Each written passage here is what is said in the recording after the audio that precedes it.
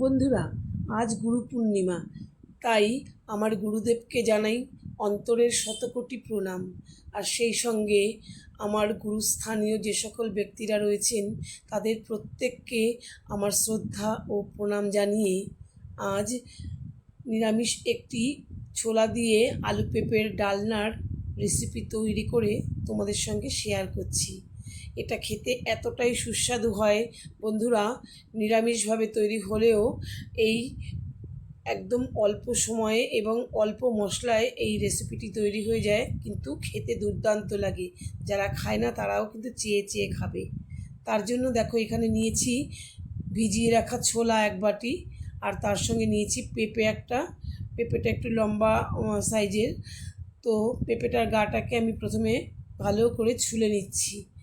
পেঁপেটাকে ছুলে একদম পরিষ্কার করে তারপরে আমি কিন্তু ধুয়ে নিচ্ছি।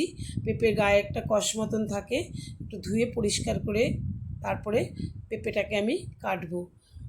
পেঁপেটাকে আমি প্রথমে টুকরো করে নিচ্ছি মাঝামাঝি, কারণ পেঁপের ভেতরে তো অনেক বীজ থাকে, বীজগুলো তো পরিষ্কার করতে হবে। তো আমি পেঁপেটাকে কেটে 4 টুকরো করে নিলাম।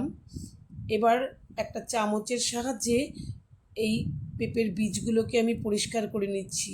বীজের সঙ্গে যে ভেতরের একটা অংশ সাদা মতন, ওই জালের মতন লেয়ারের অংশগুলো থাকে, ওগুলো কিন্তু থেকে গেলে পেঁপেটা কিন্তু একটু তেতো তেতো লাগে।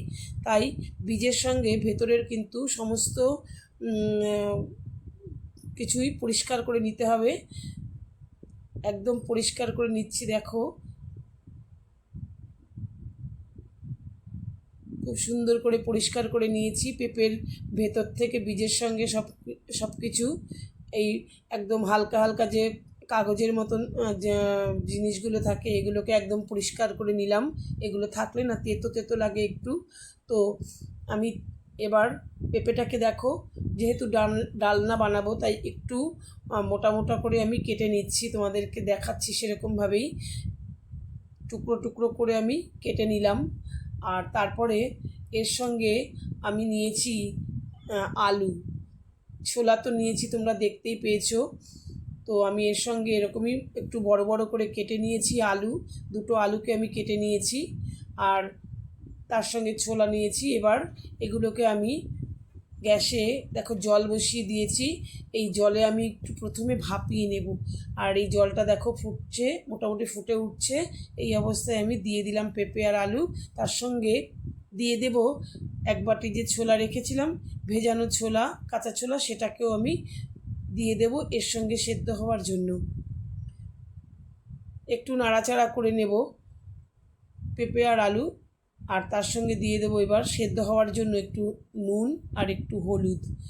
এটা দিয়ে খুব ভালো করে নেড়েচেড়ে আমি 10 মিনিটের জন্য ঢাকা দিয়ে রাখবো। এই সময় কিন্তু আমি গ্যাসের আঁচটা বাড়িয়েই রাখবো। তারপরে যখন খুব ভালো করে ফুটে উঠবে তখন কিন্তু আমি গ্যাসের আঁচটা একটু কমিয়ে দেব।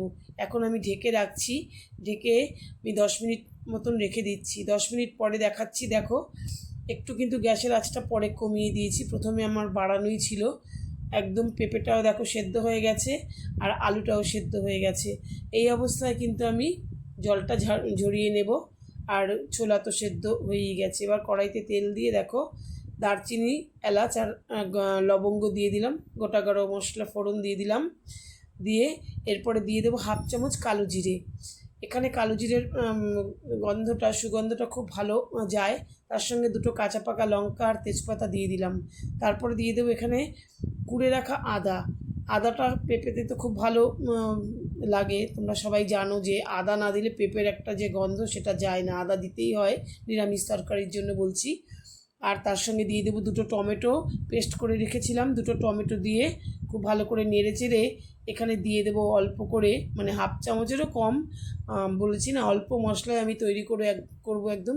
একটু জিরে, একটু ধনের গুঁড়ো আর পরিমাণ মতো নুন, হলুদ, এটা দিয়ে আমি খুব ভালো করে কিন্তু কষিয়ে নেব। আলাদা করে এখানে আর জল দেওয়ার দরকার নেই কষানোর জন্য, যেহেতু টমেটোটা দিয়েছি। টমেটোটা অনেকটাই তো পাতলা ছিল, যেহেতু পেস্ট করে দিয়েছি। খুব ভালো করে দেখো তেল ছাড়া অবধি আমি কষিয়ে নিয়েছি। তারপরে কিন্তু সেদ্ধ করে রাখা আলু, পেঁপে আর ছোলাটা আমি দিয়ে দেব। দেখো ছোলাটাও কিন্তু খুব ভালো সেদ্ধ হয়েছে। তারপরে এবার খুব ভালো করে মশলার সঙ্গে আমি আলু আর পেঁপেটাকে কষিয়ে নেব। আর যেহেতু আলু আর পেঁপে আমার আগে থেকে সেদ্ধ করা রয়েছে, মানে ভাপানো রয়েছে, তাই অতি সহজেই কিন্তু এই মশলা এর মধ্যে ঢুকে যাবে আর খুব ভালো করে ভাজা ভাজা হয়ে যাবে এর সঙ্গে। খুব ভালো করে নেড়েচেড়ে কিছুক্ষণ নাড়াচাড়া করে ভাজা ভাজা করার পরে একটু চিনি দিয়ে দেবো। পেঁপেতে তো জানো ঝোলো জিনিস, একটু চিনি না দিলে, মিষ্টি না দিলে মানে টেস্টটা ব্যালেন্স হবে না। খুব ভালো করে দেখতে পাচ্ছ কত সুন্দর লাগছে। কষিয়ে নিয়েছি। কষিয়ে নেওয়ার পরে এখানে কিন্তু আমি দিয়ে দেবো আর একটু সেদ্ধ হওয়ার জন্য জল দিয়ে দেব।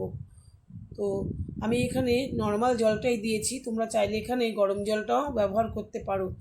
যাই হোক, আমি নর্মাল প্লেন জলটাই দিলাম। জলটা দিয়ে খুব ভালো করে নেড়ে চেড়ে নেব।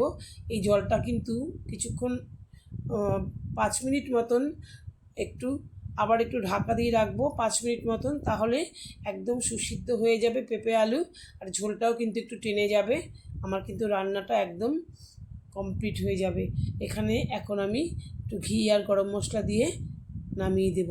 আশা করি বন্ধুরা রেসিপিটা তোমাদের ভালো লেগেছে।